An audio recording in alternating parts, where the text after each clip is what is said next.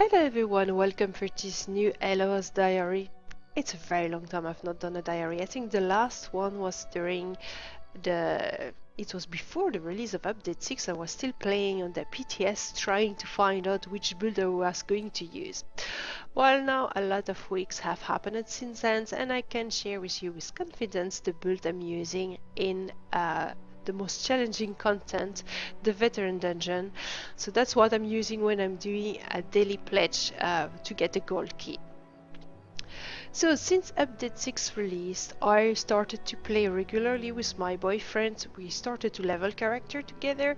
Then he enjoyed the game so much that he wanted to level by himself. He went quite fast and he reached me in the veteran level quite fast. So we started to do every day almost a veteran daily pledge.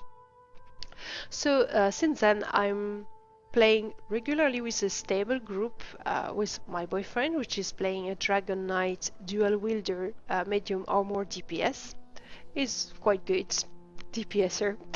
And my friend and guildies Superfly guy, which is playing a Templar tank. And so together we are inviting another guildies or random players from the zone chat, and we are doing almost every day the daily gold pledge and the silver pledge, but that's not what I'm going to talk about today. So I have the occasion to test many dungeons and to see what build I was the most comfortable with in endgame content. And here it is. And as you can see in my inventory, I have 32 gold key, so the day I'm veteran 14 and I will open all my chests, it will be Christmas. It will be very fun. So the build I'm using use 2 restoration staff. I'm more at ease when I have 2 restoration staff than when I have a restoration staff and a destruction staff. If you are following Deltia's gaming and his build, you will see that my build is very similar from his build. But I've not copied him. Actually, I've experimented my old build by myself. Then I watched this video and I was very happy to discover that we had a similar idea concerning what was a good build for a Templar healer. This one spell I've changed place according to his guides because I find it very smart, and yeah, he inspired me on that one. So let's see in detail what I have. First of all, let's speak about that spell I changed place because of Deltia. It's Structured Entropy, which is a spell I'm using because it grants me Major Sorcery, which increase my spell damage. So that's a spell that have changed with update 6.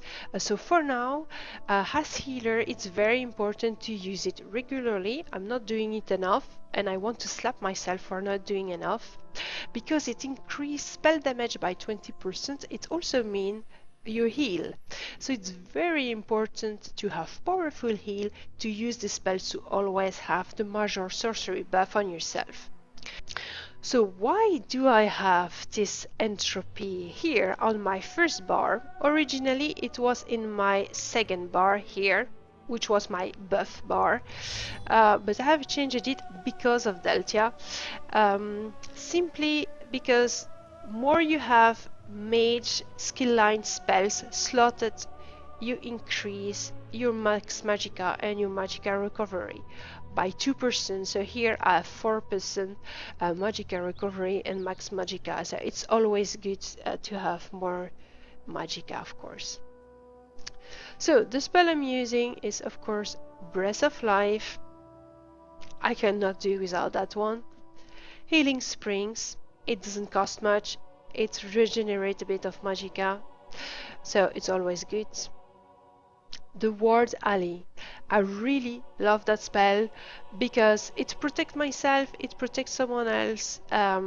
I find it very good. It's really a spell that I appreciate, and with the champion points I'm increasing the absorption efficiency of my spells, so this Ward Alley will become better and better as much champion points I put into the Lord. Inner Light, that's you're forced to use. It's increase it gives you Major Prophecy, which increases your spell critical rating by quite a lot, but also it increases your max magicka by 5%. As ultimate, I'm using Remembrance, which has been, I think it has been buffed. I use it so much more than before. I'm using, not every time it's up, but I'm using it very, very often. Now it's really my main ultimate, unless it's very important to have more DPS on a fight, but otherwise I'm saving my ultimate points to use Remembrance, and I'm using it quite a lot. It's really heal amazingly. When you're in trouble, you cast that one. You can be in the middle of the fire, it's okay, you will overheal it. The second bar, which is the buff bar, I'm using Luminous Shard, and this because my tank asked it for me, because I was not using that spell before, but my tank asked to have more stamina. He asked me some shards, say I have used this spell from now, and I have morphed it, so it also gives stamina and magicka. As my tank is a Templar, it's quite useful for him. This is a spell on certain fight. When you don't need shard, I'm changing it for something else. Generally, I use, in that case, I'm using Quick Siphon, which give life back to people that are attacking my target. Combat Prayer, always useful. It's a nice heal. It also give a little bit more DPS, some minor buff to my guildmate or my teammate. Purifying, you're a Templar, you need to use that one because of the passive of the Templar, and also it increases your heal when you're inside it, and you can purify some bad effects on you if you need. This is my only DPS spell, Radiant Oppression or Jesus Beam. It's extremely good, and in some fight the healer needs to DPS a little bit, so I'm using that one. It's help on some fights, for instance Fungal Grotto, the second boss, where you have someone which is going to be sacrificed. You need to DPS as soon as possible. One of the ritualists, you use Radiant Oppression, it helps the DPS to get up, so it's always good. And the Mage Light is of course on my second bar as well. Here I'm using either Solar Prison for AoE damage, or I'm changing it for Soul Magic if I'm on a single boss, single target boss. But often I forget to change, and that I deserve a slap for it. So that's basically my build for healing the most challenging content. I find it working very well. Sometimes in some fights I'm changing one spell or two, so sometimes, for instance, I'm replacing Healing Springs by Rapid Regeneration. If there's too much movement and I know that no one will stay in group in the same place, I'm not wasting my time to try to use Healing Springs, and I will use Rapid Regeneration instead. But this is not often. In general, that's what I'm using all the time for every boss. So the gear I'm using, oops, where it is? Oh no, sorry. The gear I'm using 3 pieces of the Willow Pass because it increased my Max Magicka and my Spell Critical, and I really like Spell Critical. And 5 pieces of Magnus, which adds Max Magicka, Max Recovery, Spell Damage, and 8% chance to negate the cost of a spell. And as jewelry, I'm going for Soul Shine because at 3 items it will add me Spell Critical as well, so I will have a maximum of Spell Critical.